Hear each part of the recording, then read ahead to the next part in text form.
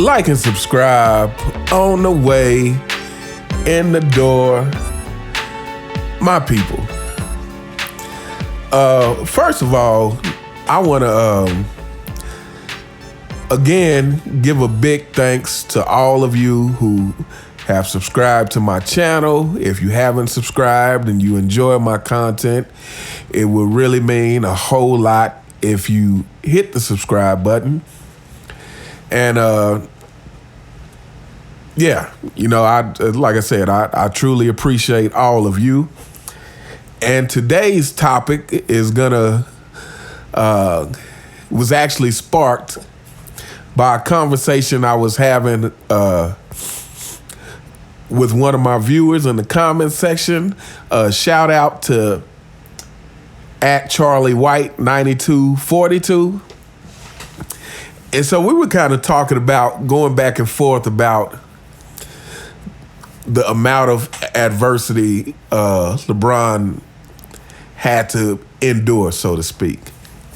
And, you know, he brought up, you know, some of the games he's overcome and whatnot. And, you know, I was saying that I was speaking more from a time frame that he had to endure. And, you know, kind of like Jordan, not only, you know, not winning his first few years, but also going through that battle with the Detroit Pistons year after year until he found a way to overcome. And then he kind of came back with the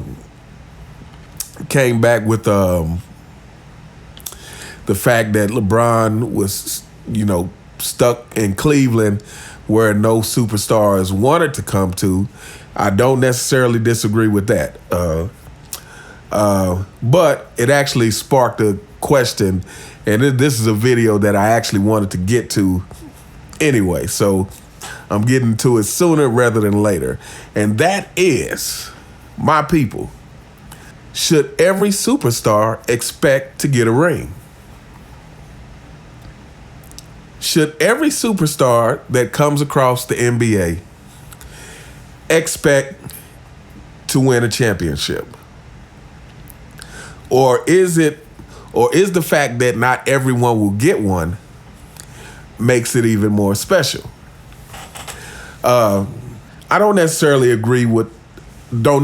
disagree with the fact that, you know, maybe management in Cleveland wasn't doing all they can to quote unquote get LeBron help. But to that, I have a couple of things to say. Number one is I still think it's just two completely different mentalities between Jordan and LeBron. Because before Jordan got Pippen, one could come to the conclusion that Chicago management wasn't doing their job to get Jordan the adequate help.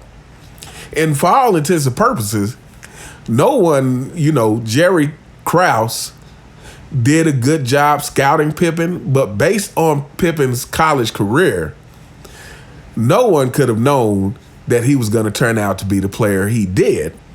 And even more than that, I argue if he had never played with Jordan, he wouldn't have turned out to be the player that he was. To me, Jordan pushed him into that greatness, which, to me, that leads to question is like, could LeBron have actually pushed his teammates into greatness if he was willing to lead a certain way? Maybe that would have meant dropping the buddy-buddy attitude. I'm not saying he would have had a Pippen, but I'm saying some of those players on that early Cavs team, I think, for instance, if they would have played with Jordan, they would have been pushed beyond what anyone else would have expected out of them.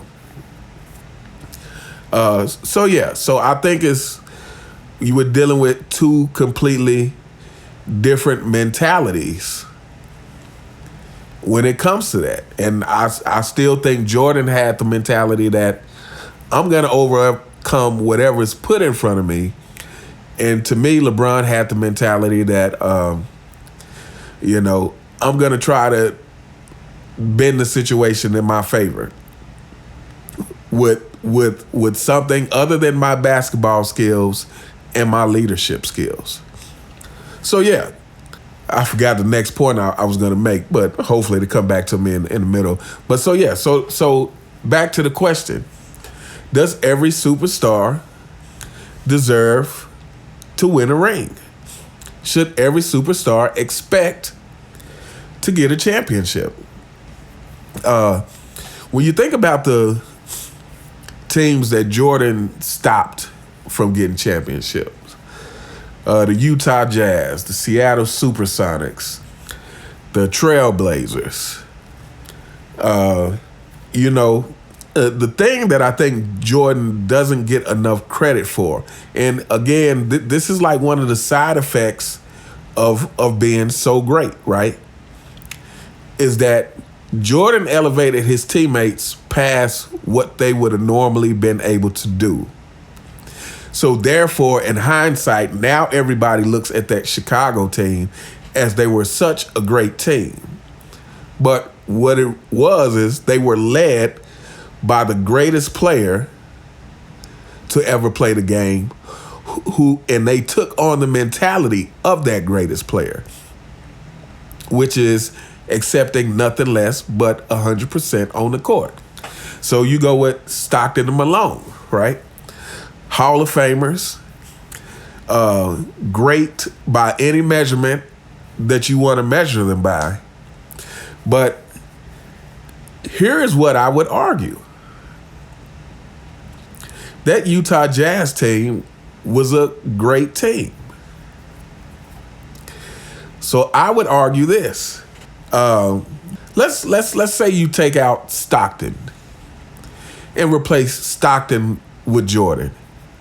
How much more do you think everybody on that team is elevated, including Malone?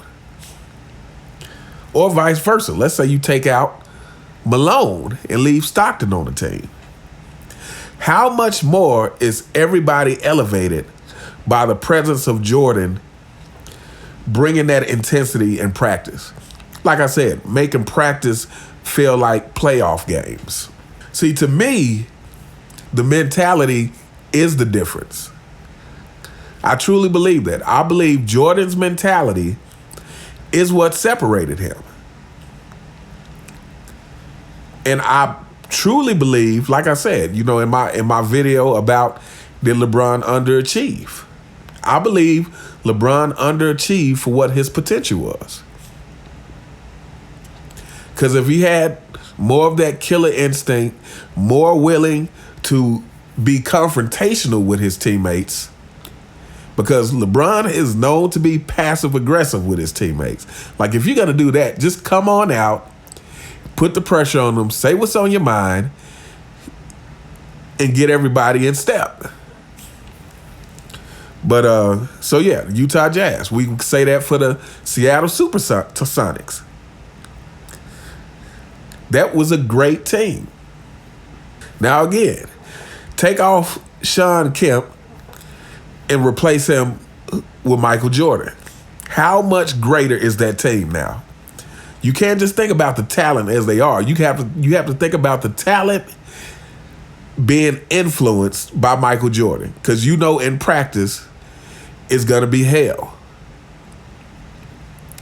And as great as Gary Payton is, I can't even fathom Michael Jordan, Gary Payton defensive tandem.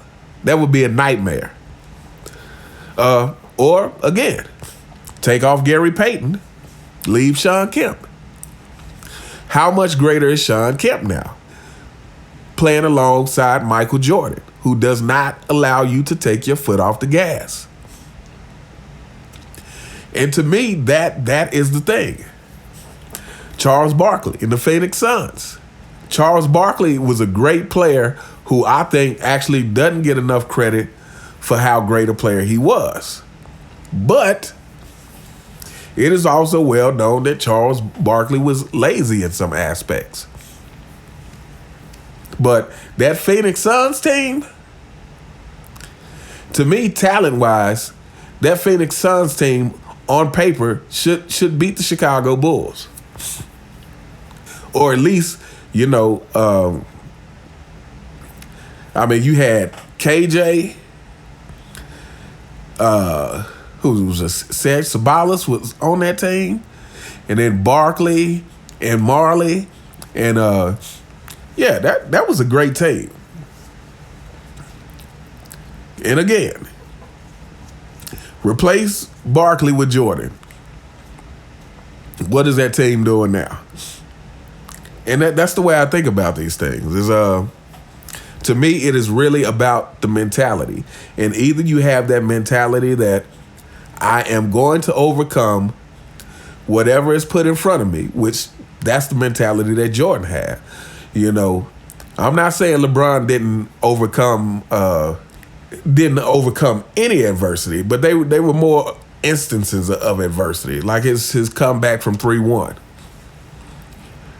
which, you know, other circumstances involved in that, but nonetheless, it happened.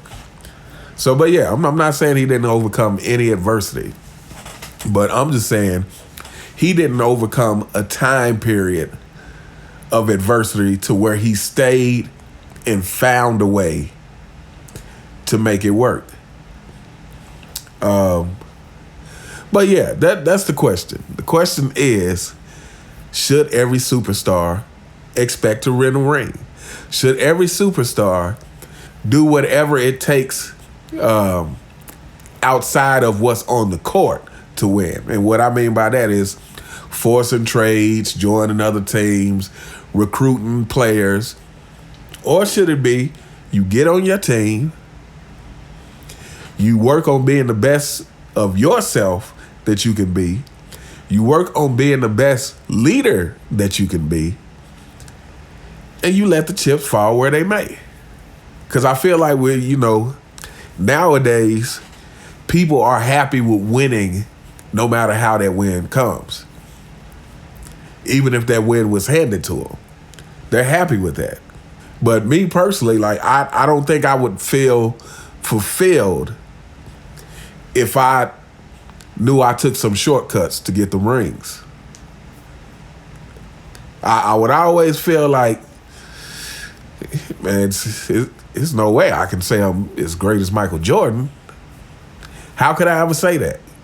And it's not about confidence. It's about being realistic.